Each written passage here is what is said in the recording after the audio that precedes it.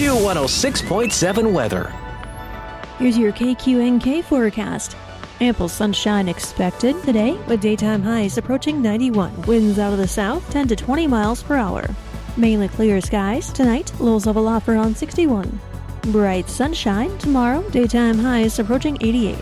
Mainly sunny skies and dry Friday and Saturday, upper 80s, Friday, mid 80s by Saturday.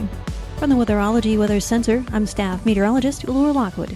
Currently 78. Kansas Information Network News. I'm Karen Johnson. Stafford County residents are rallying to support Sheriff Robert Murrow, who recently had a liver transplant on August 20th. A fundraiser is planned for Sunday, September 22nd at 11 a.m. at Maxville Grade School to help with medical expenses. Murrow, who has faced complications post-surgery, is well known throughout the area.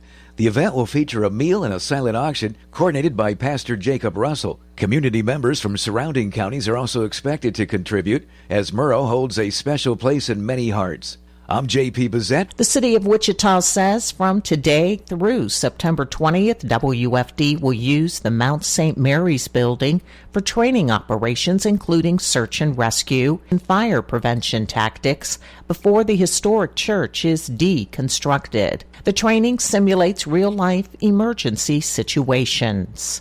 This is Kansas Information Network News.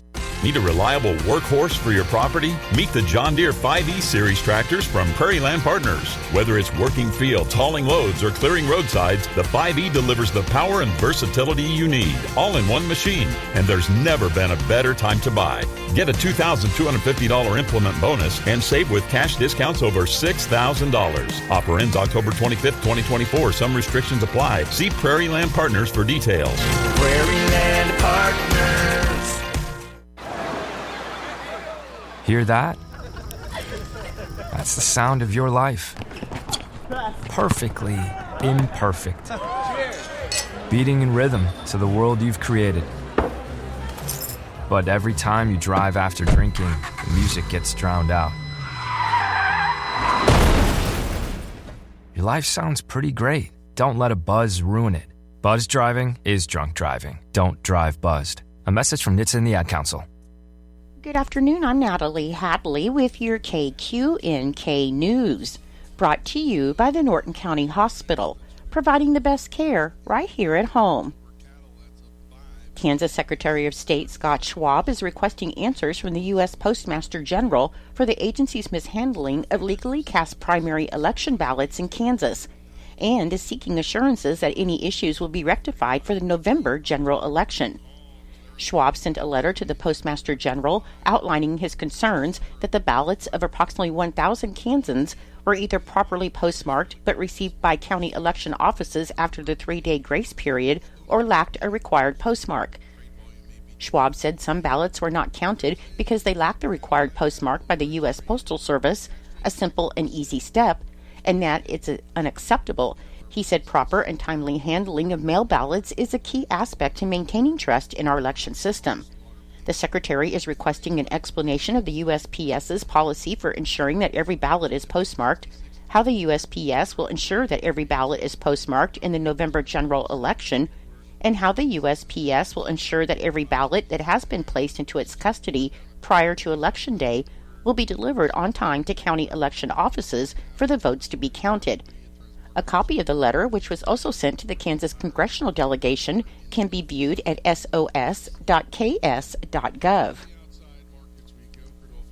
Officials at KanCare, the state's Medicaid program, want to turn Kansas maternity care deserts into an oasis with help from a federal grant. Melissa Warfield, the Director of Medicaid Policy and Research at KanCare, said the agency is finishing its application for the Transforming Maternal Health Grant in hopes of being one of 15 states to receive 10 years of support and $17 million from the federal government. She said this is really a once-in-a-generation opportunity for Kansas. March of Dimes reported that more than 45% of Kansas counties qualified as maternal health care deserts, which is 13 percentage points more than the national average.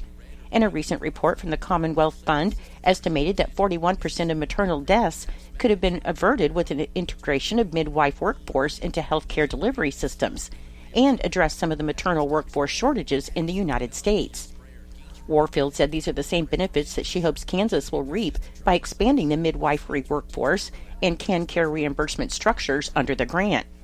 She said the goal of the program is to create community systems, and the Medicaid-based midwifery growth would work hand in glove with community healthcare systems, physicians, and existing birth care facilities. The Kansas Department for Children and Families is extending the application deadline for the 2024 Summer EBT program, a new federal program designed to help eligible families offset some of the costs of buying food for their school-aged children during the summer. Summer EBT, also known as Sunbucks in other states, is a partnership between the Department for Children and Families, the U.S. Department of Agriculture, the Food and Nutrition Service, and the Kansas Department of Education, and the program provides families a one-time installment of $120 per each eligible school-aged child to buy groceries over the summer. Applications will be accepted through the Department for Children and Families online self-service portal at dcfapp.kees.ks.gov until 5 p.m. on Tuesday, October 15, 2024, and families will need to use their existing account through the Department for Children and Families self-service portal or create an account to apply.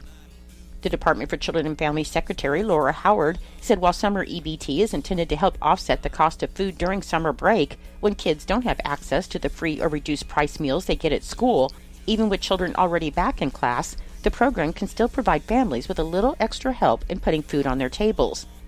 Families with children who did not receive the summer EBT benefit by the end of July 2024 should apply through the online self-service portal by 5 p.m. on October 15th. You can learn more about the summer EBT program at dcf.ks.gov. I'll be back with more in just a moment. Gear up for a safe school year with Norton County Hospital and Clinics. Whether walking, biking, or riding the bus, stay visible and follow safety rules. Pack smart to avoid strain and focus on healthy habits like hand washing, staying hydrated, and reaching for healthy snacks. Don't forget, plenty of sleep for success. Norton County Hospital and Clinics wishes you a safe, successful, and healthy school year ahead. According to the unofficial minutes of the Norton County Board of Commissioners meeting that was held on August 30th, Commissioner Garrett Beidler called the meeting with the Norton County Board of Commissioners to order at 9 a.m. in the Commission Room, and in attendance were Richard Thompson, Garrett Beidler, and Marvin Matchett. Ryan Hopkins with Hopalong IT Services spoke with the Commission on providing service to the county. Ryan stated that he has been in business in Norton for several years and would be interested in submitting a contract for services with the county when their current contract is ready for renewal.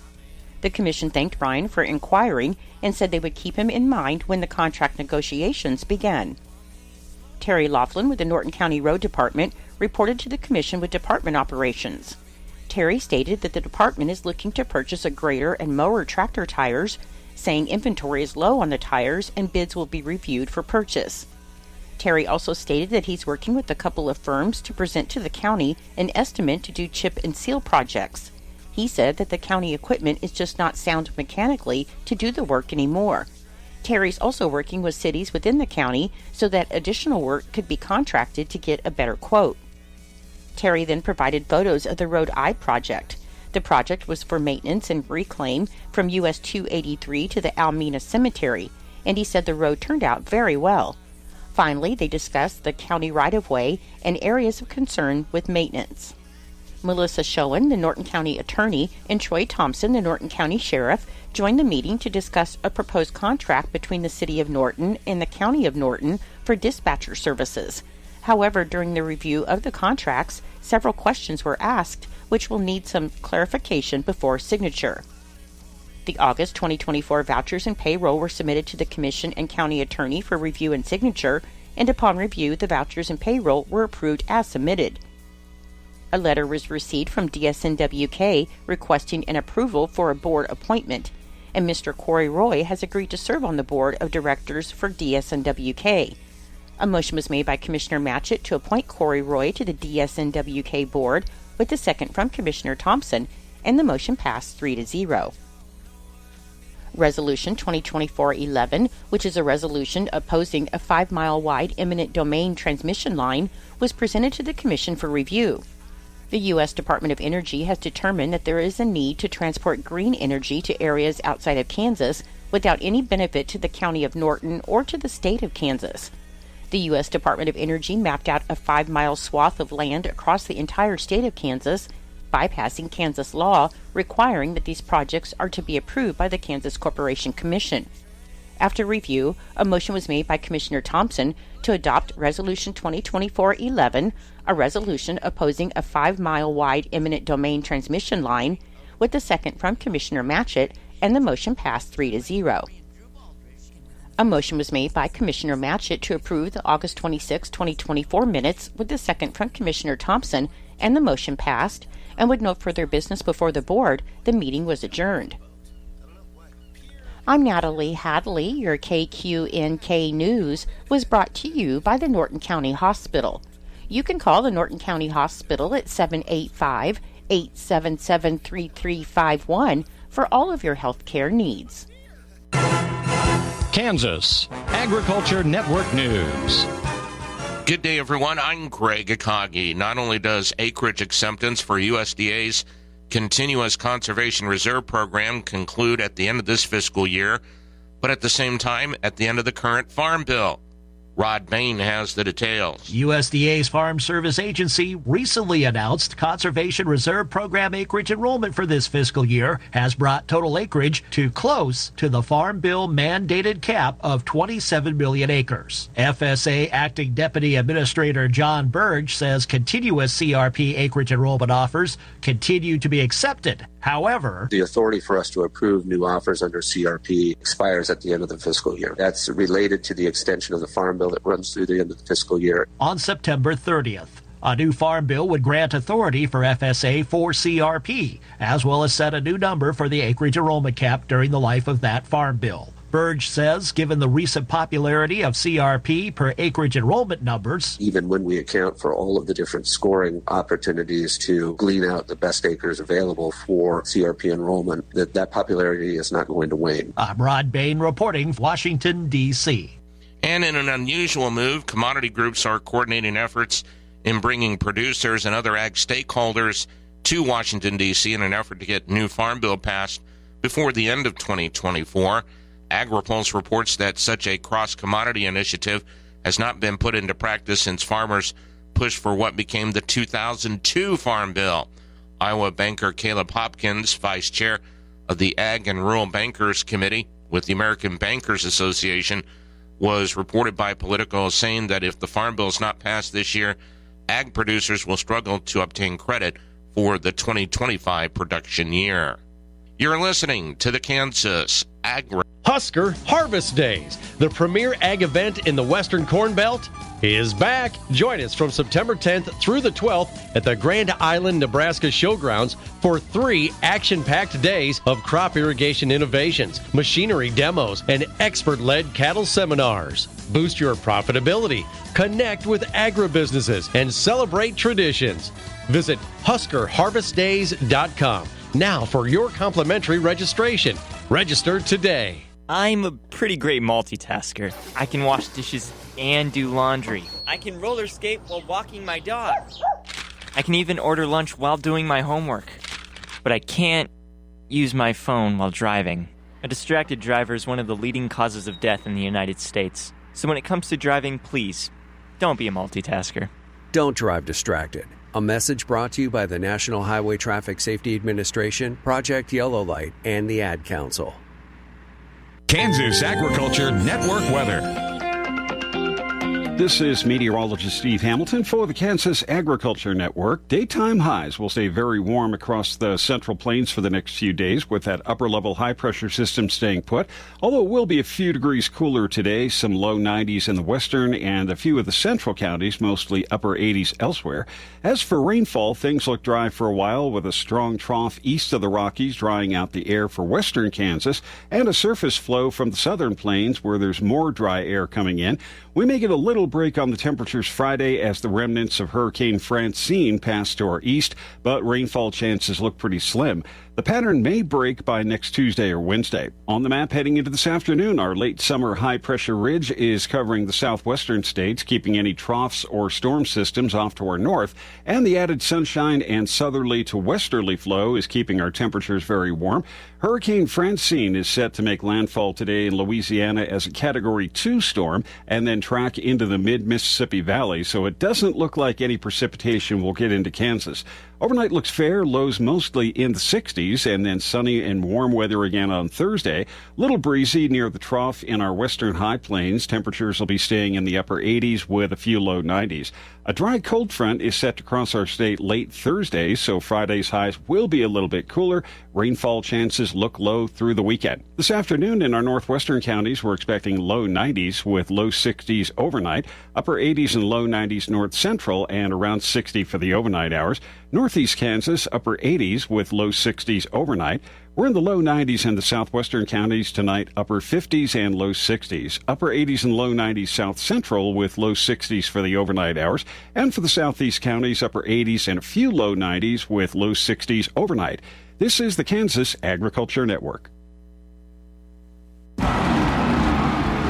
Legends are made when a calculated risk pays off. I'm Clint Boyer, and as a professional NASCAR driver, I pushed the limits and made a living taking risks. But there's one risk that I never take: driving without a seatbelt. Life isn't a race, and there are no prizes for getting to the end first. Be a living legend for yourself and for those that you love. Buckle up every time. Brought to you by the Kansas Highway Patrol.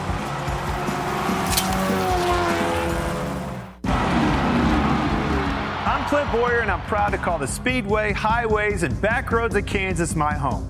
Racing is an intense, competitive job where legends are made and sometimes crash. Heck, I've even had my share of close calls. But there's one risk I'd never take. Without a question, I always wear my seatbelt. Be a living legend for yourself and those that you love. Buckle up every time. Brought to you by the Kansas Highway Patrol. This is Jan Teen for Norton Livestock Market here at Norton, Kansas, with our early consignments for our special calf and yearling sale on Thursday, September 12th at 1 o'clock. In the calves, we will sell 350 to 400 calves. They will include blacks, reds, and Charolais cross calves that weigh 450 to 600 pounds with spring shots in them. In the feeders, we'll offer 12 square loads of feeder steers and heifers. One half the loads will be steers and one half the loads will be heifers. 2 loads of heifers and 1 load of steers will come in off grass. The cattle will be mostly black, with some loads being all black. These loads will weigh 750 to 875 pounds. We'll also have a couple part loads of feeders in off grass. We'll sell 1,300 head plus this week at Norton Livestock Market. An advanced consignment for September 19th is 95 black and 10 red pairs, being mostly 3 to 5 years old, with a few 6s on them that have 30 to 90 day old calves inside. The cows weigh 1,300 pounds plus and have not been exposed back to bulls. That's on September 19th. As always, you can check us out at NortonLivestock.com on the upcoming sale information page or the early consignment page on Cattle USA. Hope to see you at the auction. Thank you. The High Plains Classic Hits, Q106.7.